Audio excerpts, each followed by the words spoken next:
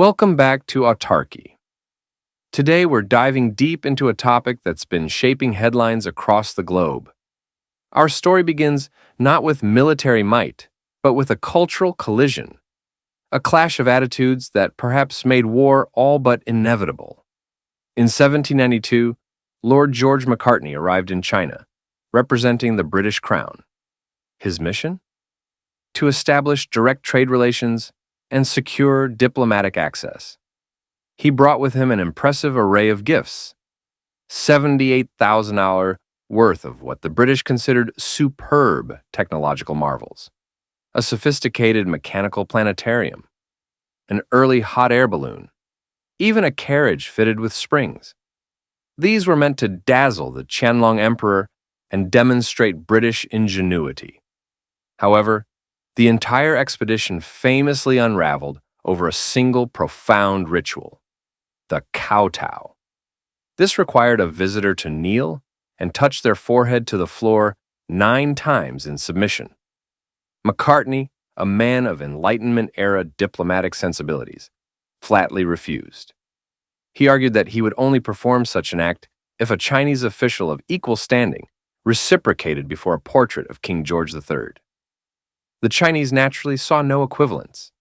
You simply don't kowtow to a painting. This wasn't mere stubbornness or a clash of egos, though a bit of that was certainly involved. It was a fundamental disagreement on the very nature of international relations. The British, emerging from the Enlightenment, believed in a system of reciprocal diplomacy between sovereign nations of equal standing. The Qing dynasty, conversely, operated under a deeply entrenched tributary system, where foreigners were largely viewed as tribute-bearing barbarians, acknowledging the emperor's supreme authority. From their perspective, Macartney was simply another emissary, albeit a particularly impolite one. This diplomatic impasse wasn't just a failure, it was a critical moment that convinced British officials that the Qing were fundamentally inimical to the values of a modern mercantile society. It set a rather ominous precedent, establishing a belief that only force could open China's doors. Fast forward a few decades to the 1820s, and the British East India Company, or EIC, had essentially perfected a rather intricate, shall we say, triangular settlement system designed to solve their persistent silver deficit with China. See, British appetite for Chinese tea, silk, and porcelain was voracious. But China wasn't particularly interested in much of what Britain had to offer. This meant a constant outflow of silver from British coffers into China, a drain on the national treasury that simply wasn't sustainable.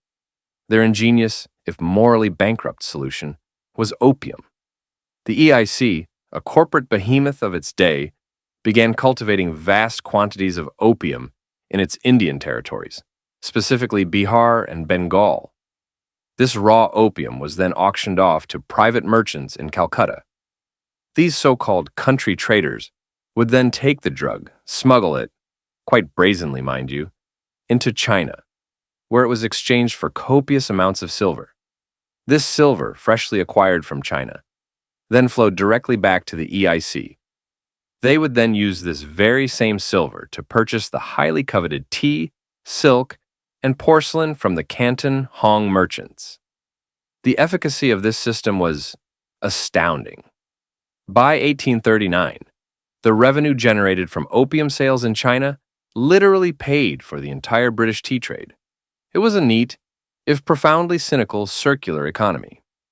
For the British government and the EIC itself, the use of private merchants to carry out the actual smuggling was a wonderfully convenient, morally dubious technicality.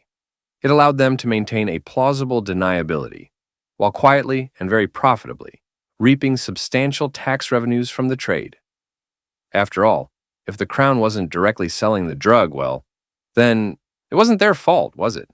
When war inevitably broke out in 1839, the disparity in industrial and military capacity between Britain and Qing China was frankly total.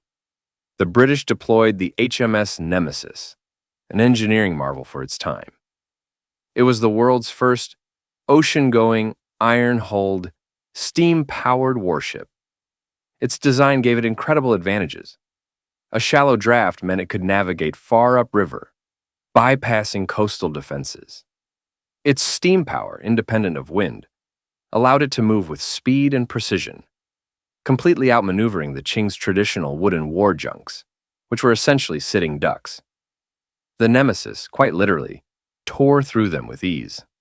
While Chinese soldiers were often armed with little more than bows and arrows or antiquated muskets from centuries past, the British military boasted cutting-edge weaponry, Congreve rockets, long-range artillery, and far more accurate rifles.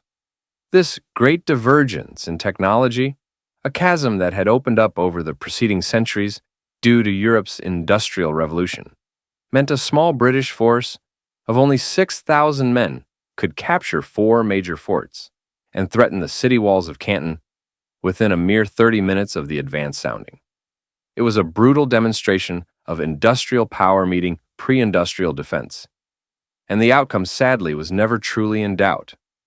If you're finding this analysis valuable, consider subscribing and hitting the bell icon. It helps the channel grow and ensures you don't miss our deep dives into global affairs. Now, let's fast forward to the modern era, because the echoes of these historical power dynamics are surprisingly persistent. The 19th century naval blockade has its modern parallel in what scholars now term weaponized interdependence, a rather academic phrase for using economic tools as strategic leverage. Today, much like how the British leveraged London's role as the 19th century global financial hub to monitor and restrict trade flows, especially during conflicts like 1914, the United States now leverages the centrality of U.S. banks and the dollar itself to impose powerful financial sanctions. If you want to transact globally, you often need to touch the dollar system. And if you touch the dollar system, you're subject to U.S. jurisdiction. It's a very clever, very effective choke point. We saw this powerfully in 2020. The U.S. government moved aggressively against Chinese tech giants like Huawei, not by direct military confrontation, but by targeting critical choke point technologies, specifically the highly sophisticated software tools used to design high-end semiconductors, a niche but absolutely vital field where the U.S. currently enjoys a near monopoly. Without access to these tools, even brilliant chip designers in China can't produce their most advanced chips. It's a digital blockade, effectively. And then there's the rather uncomfortable parallel with fentanyl. In 2025, a hypothetical, of course, but based on very real concerns, imagine the U.S. government declaring a national emergency regarding fentanyl trafficking from China.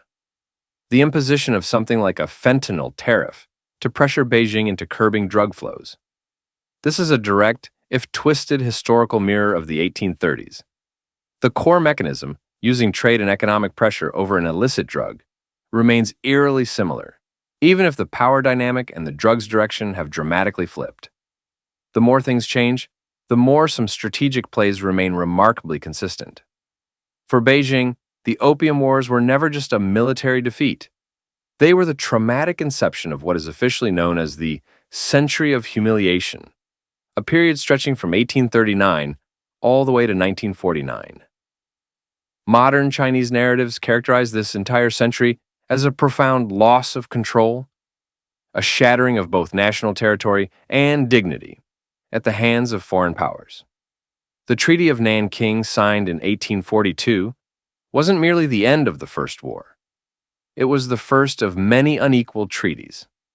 Under its terms, China was forced to cede territory, most notably Hong Kong, and perhaps even more importantly, lost the fundamental right to set its own tariffs.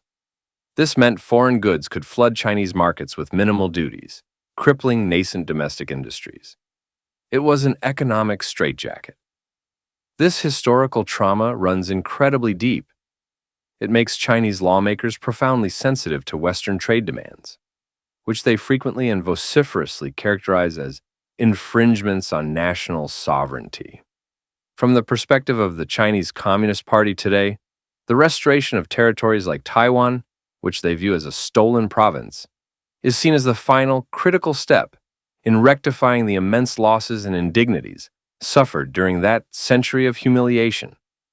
It's not just about land, but about restoring perceived historical justice, about closing that painful chapter once and for all.